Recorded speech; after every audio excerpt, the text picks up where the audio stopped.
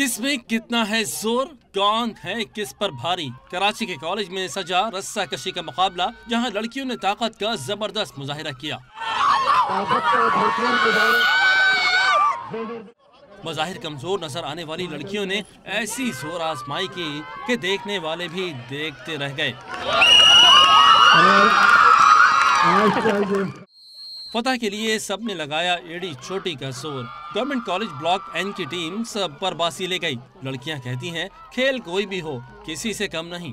Sport के programmes होने चाहिए ताकि लड़कियां जो है वो मोटिवेट हों और वो भी मतलब शाना बशाना लड़कों के साथ वो भी काम करे, वो भी किसी से कम नहीं है। लड़कों वाला गेम है, मगर अब देखा जाए तो किसी फील्ड में लड़कियां पीछे नहीं है, तो फिर इसमें क्यों। फाइनल में आए लेकिन मतलब विन नहीं कर सके, कोई मसला नहीं है, नेक्स्ट टाइम और मेहनत करेंगे। स्पिरिट होनी चाहिए, खेलने का जुनून होना चाहिए, जज्बा होना चाहिए। हर हार से इंसान सीखता है। हमारे माशरे में लड़कियों को छोड़ देते कि नहीं ये कुछ नहीं कर सकती, ये घर में ही रह सकती, नहीं, इनको सपोर्ट करना चाहिए कि आगे तक जाए।